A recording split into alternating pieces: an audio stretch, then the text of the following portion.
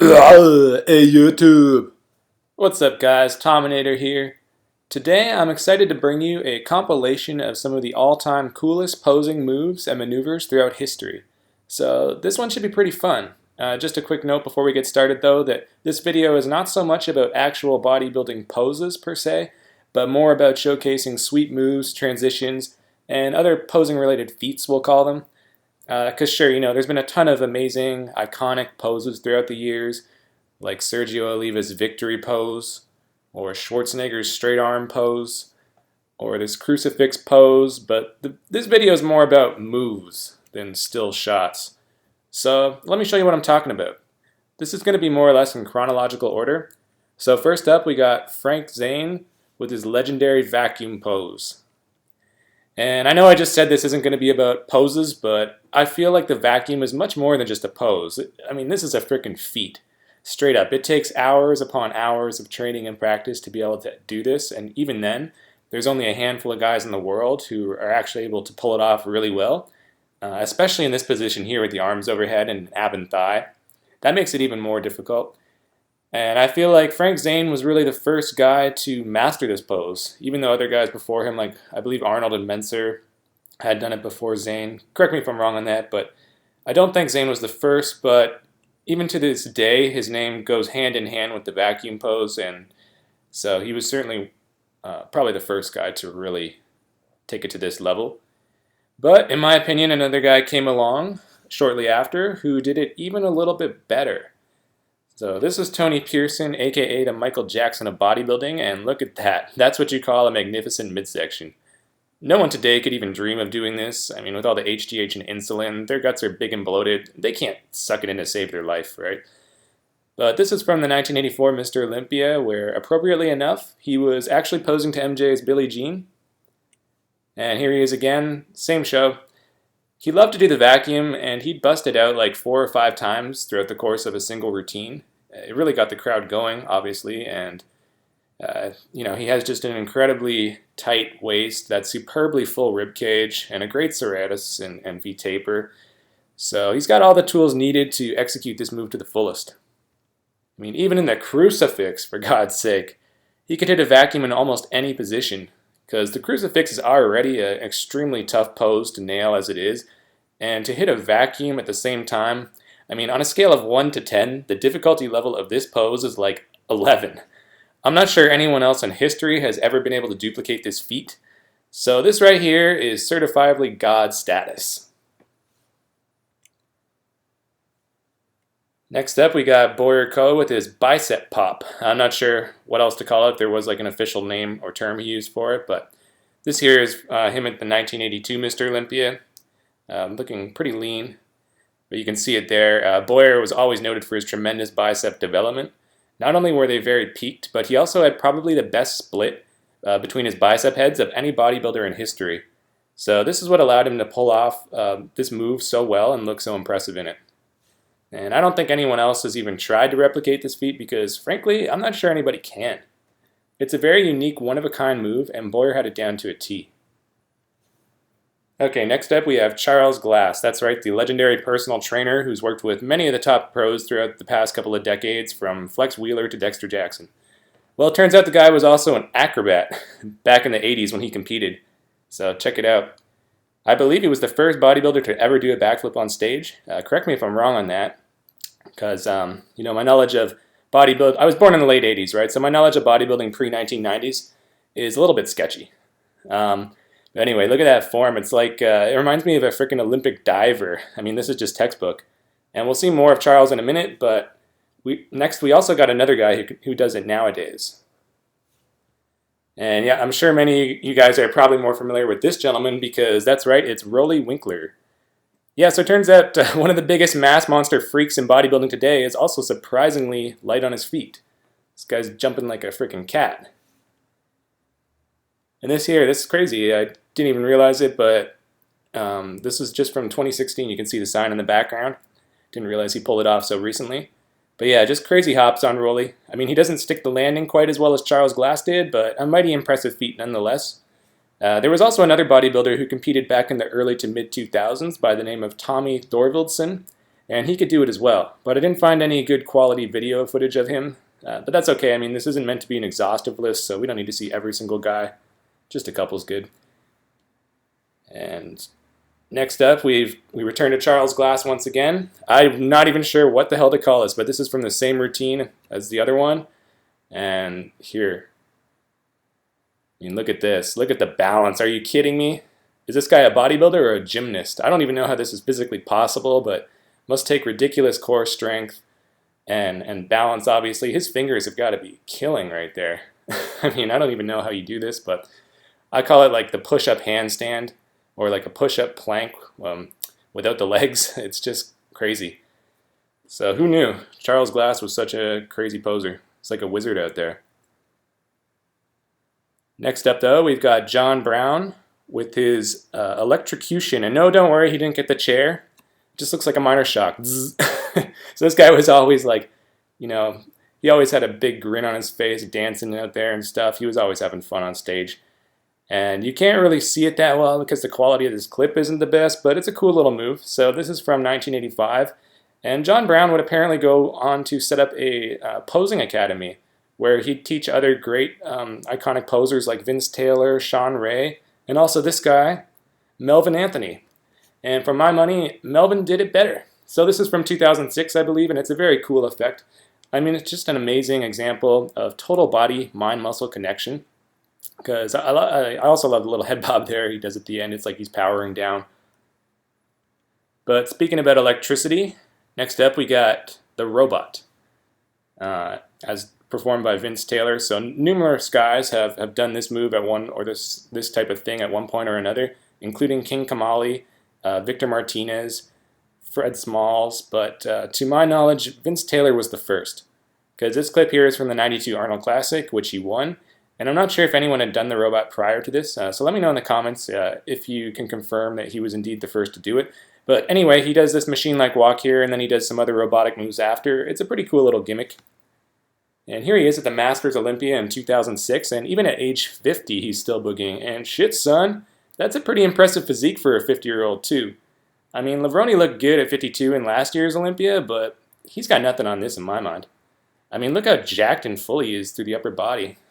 You want to talk about longevity, this is just remarkable. But this guy here took it to a whole nother level. So his name is Alexander Vishnevsky. And many of you have probably recognize this clip because it went viral like, I don't know, a dozen years ago or whenever this was whenever it came out. I think this contest was in 2003. And there he is doing his little like stiff-legged Frankenstein robot walk. It's really cool. The whole routine is just incredible. It's probably the single most impressive posing performance I've ever seen, truth be told, at least in terms of pure entertainment value. Because there's not a lot of classical posing here, but yeah, I mean, even Kai would be hard-pressed to top this. If you go check out his routine, the whole thing's very entertaining if you haven't seen it already. But of course, we've got to feature Flex Wheeler doing his signature splits. So I remember watching the 1993 Arnold Classic, and Arnold himself was doing the commentating then, and he said that he'd never seen another bodybuilder be so flexible as to be able to pull off this move right here. So, I mean, if Arnold had never seen another bodybuilder do the splits, I think it's pretty safe to say that Flex was the first. So he had a martial arts background, and no doubt that's where this exceptional flexibility comes from. And man, was the guy ever aesthetic. I love this little point he does here at the end too. So cocky. And even when he got bigger, he could still pull it off. And that shape and fullness, I mean, you want to talk about 3D, Phil, he's got nothing on this. But then again, this is the '99 British Grand Prix, and the lighting was totally insane that show. It made everybody look at least 20 pounds heavier. Not to take away from his physique, though. I mean, he still looks like a god here. But we also got to showcase Big Ron doing it because, man, this is quite the feat for a near 300-pounder to be able to pull off something like this. This is from the 2002 Mr. Olympia. I believe this was the first time he ever did it because even the commentators then were like, no way, holy shit, is he really? But yeah, to see a guy who's like, he must be around 270 here and to just drop into a full split, it's shocking, right? It's like pretty much as unexpected as seeing a sumo wrestler just do a backflip or something. And I like here at the end how he just throws in that most muscular. I mean, that's awesome. It's just only Ronnie, right? Look. And next we got Levrone with his signature maneuver. Not even sure what to call this exactly, so I went with most muscular side chest. It's just the transition he does before he slides into the side chest, where he kind of does this sideways crab shot, flexing his arms back and forth. And of course it's going to help when you have arguably the best triceps, shoulders, and side chest pose in history when doing a move like this. Here he is in 2002, looking like a total badass. The lighting is great, he looks fantastic, and you can bet the crowd is loving it. This whole routine was epic. So I'll probably be featuring the full performance sometime soon in another video. Nudge, nudge, wink, wink. Phil Heath also does it. He took a page out of Levrone's playbook, and why not? When you've got similarly dominating triceps, delts, and round muscle bellies. So yeah, he can do it too, but Phil doesn't pull it off quite as well as Levrone, in my opinion. He just doesn't have the same kind of panache. And next we got Chris Cormier, and this one's my personal favorite actually. So he does this thing with his abs where it's like they're doing the wave. I mean, just look at that, it's crazy.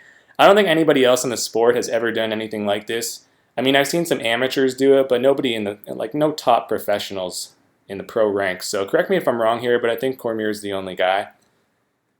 And here he is in the 2001 Ironman, where he won the show and just looked like $1 million. So this goes on. I mean, if you watch the routine, he does this for a straight like 20 or 30 seconds, but I cut it after 10. It's just incredible mind-muscle connection and a very cool-looking original move.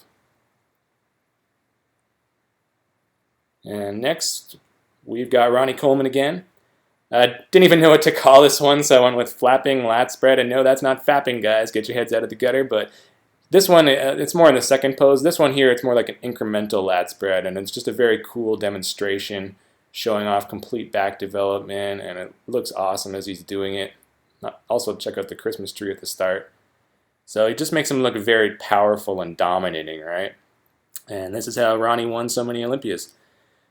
But this one here is from, what year was this? I think it was also 2002, and he's flapping them like wings, right? I mean, I'm surprised he doesn't fly off like Dumbo. I bet if you stood behind him, you get blown over by the breeze from these puppies. I mean, just an awesome move, and only Ronnie with that massive back could do it this good. So I'm sure other guys have done similar sorts of things, but I doubt anyone's done it better than this. Next up, we got marvelous Melvin Anthony with his signature Matrix move, and he does this almost every time. I call it the Matrix move because he looks like Neo dodging bullets out there.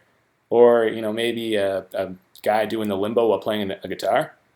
I'm not sure, but either way, it's a pretty cool move and very unique.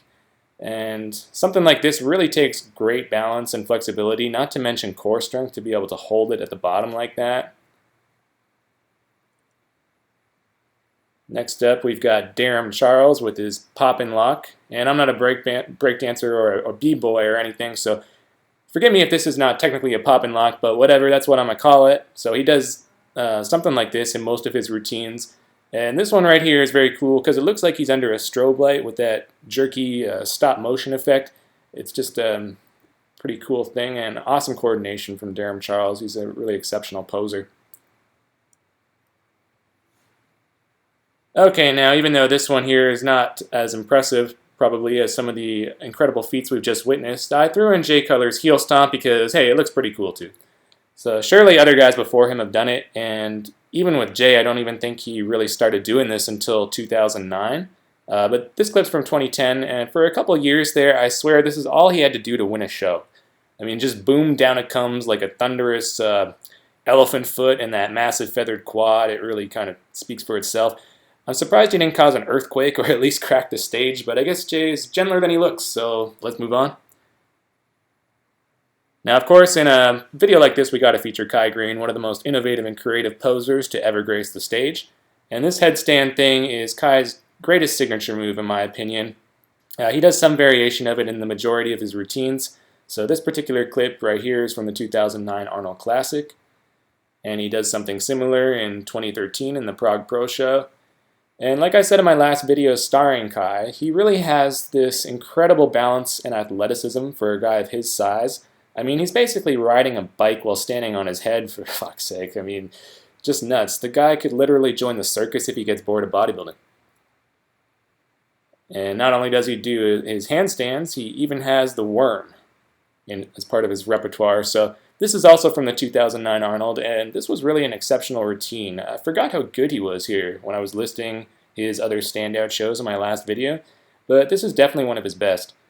And that's gotta hurt, right? Doing the worm pretty much naked on a hard stage. Like, how is he not smashing his knees here? And he also did it at the Keystone Classic in 2007 to Dirty Diana, but I can't think of any other shows off the top of my head. So it's a rare move for him. And next we have Fred Smalls. So finally, what bodybuilding competition would be complete without a moonwalk? So I'm sure that other guys have done it before, but hey, I couldn't remember off the top of my head, and Google was not being helpful. So, Fred's also a good and very energetic poser who deserves some recognition. So here he is. And one thing to keep in mind is that this has got to be harder without shoes because the soles of his feet would be gripping the floor, making it harder to slide properly. So even though this isn't like a textbook moonwalk, it's still pretty good, all things considered. And I find if you look at his feet, it doesn't look that great, but if you focus more on his head and upper body, it looks much better. It looks more like he's gliding across the stage there. So anyway, that's it, guys. Did I miss anything? I'm sure there's more great moves out there I forgot to feature, but like I said earlier, keep in mind I was born in the late 80s, so my knowledge of bodybuilding prior to the 90s is a little iffy. So if I forgot about anybody, especially any old school guys, that's probably why. But in any case, please let me know in the comments below. And if there's enough stuff that got left out, who knows, I might even go back and do a part 2. But anyway, hope you enjoyed, and thanks for watching. Feel free to like and subscribe for more. I'm the Tominator, signing off, and I'll be back.